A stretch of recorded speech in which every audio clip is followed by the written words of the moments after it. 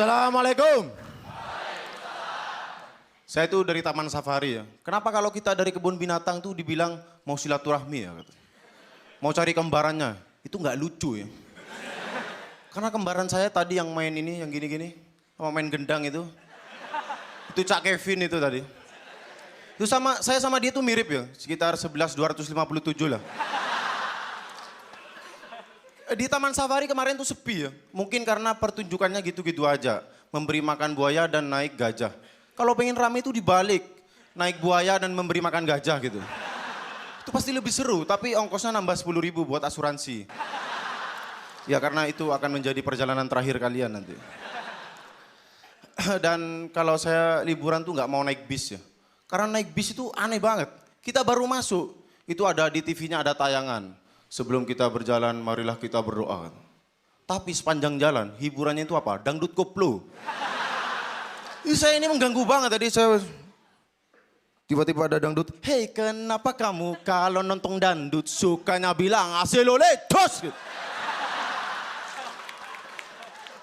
Itu bikin saya dilema ya. Saya ini orang alim dan juga pecinta dangdut, men. Daripada liburan kemana-mana, mending kita liburan tuh ke Madura. Di Madura ada Suramadu sekarang. Sebelum Suramadu, itu orang Madura lewat kapal ya. Bedanya dengan pelabuhan Bali, kalau di Bali itu anak-anak kecil renang dilemparin koin. Kalau di Madura nggak level koin, lemparinnya jangkar gitu. Rantai, rel kereta gitu, lempar. Yeah. Itu nggak cuma anak kecil, sekeluarga biasanya kayak gitu. Tapi Suramadu tuh keren. Suramadu adalah jembatan terpanjang di dunia. Proses pembuatannya. Ya, saya dengar tuh rencananya 91, baru selesai 2008. Memang penuh misteri ya. Jembatan Suramadu penuh misterius. Ya karena tiba-tiba baut dan murnya hilang gitu. Itu misteri banget. Itu yang nyolong siapa? Spiderman mungkin ya. Dan Suramadu itu adalah jembatan PHP, pemberi harapan palsu. Karena harapan ada Suramadu itu orang-orang datang ke Madura, tapi apa faktanya? Orang foto-foto putar balik habis itu.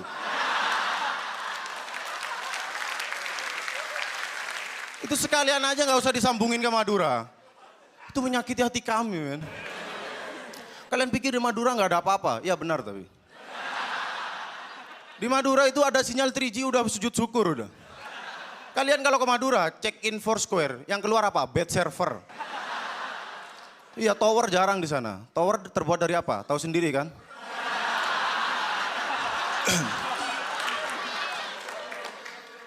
Tapi alhamdulillah sekarang di Madura ada wisata kuliner ya. Namanya itu bebek Sinjai.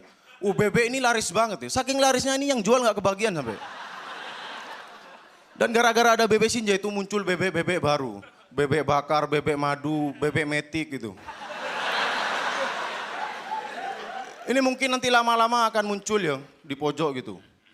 Bukan bebek Sinjai gitu. Sebelah sana masih bebek Sinjai. Di pojok, apakah ini bebek Sinjai? Dan di Madura itu ada juga yang namanya batik. Batik Madura itu warnanya cerah-cerah. Dalam bahasa Madura disebut batik Harajuku. Ya, tapi saya tuh heran ya, kenapa ya batik itu diciptakan ada kualitas bagus dan jelek? Kalau memang ini budaya bangsa, seharusnya diciptakan kualitas bagus semua, men. Ya serius ini. Tapi harganya dibedain. Kalau batik bagus itu harganya dimurahin, dibikin subsidi batik itu. Agar orang-orang yang tidak mampu dapat menikmati pakai batik yang bagus, men. Dan orang-orang kaya tetap harganya mahal. 10 kali lipat kalau bisa. Di belakangnya kasih stiker, baju ini tidak menggunakan batik bersubsidi.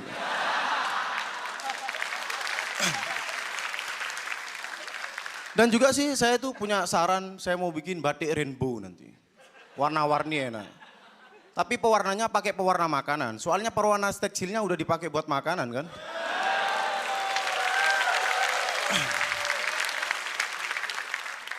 Dan saya tuh heran sama orang kaya. Orang kaya itu liburannya itu sukanya ke tempat-tempat yang bikin deg-degan katanya. Ke Ancol gitu. Kalau pengen deg-degan tuh jangan liburan, tapi main aja ke rumah mantan gitu. Iya serius, tapi itu pasti bikin kalian deg-degan. Orang kaya itu aneh pokoknya. Main-mainnya tuh apa naik roller coaster tuh. Wah, wah, wah, wah, katanya. Tuh ngapain itu katanya pengen memacu adrenalin gitu. Ini aneh banget. Kalau kalian pengen memacu adrenalin, itu datang aja ke UGD. Saya suntik adrenalin. Itu saya jamin, kenapa bro, asik bro, mahal bro, nggak bilang kamu bro. Itu ya. Dan kalau orang kaya liburannya ke tempat orang kaya, orang miskin ke tempat orang miskin. Ini jangan sampai ditukar, kayak acara di TV, tukarkan nasib itu. Itu ada orang kaya jadi orang miskin 3 hari, orang miskin jadi orang kaya 3 hari. Ini orang kaya enak, mereka belajar kemiskinan, mereka belajar bagaimana hidup sederhana. Orang miskin yang jadi orang kaya ini buat apa 3 hari di rumah orang kaya? Itu PHP men. Buat apa di rumah orang kaya ngapain? Kulkas dibuka, ditutup, dibuka, ditutup. Terus juga ngapain main blender diliatin ya.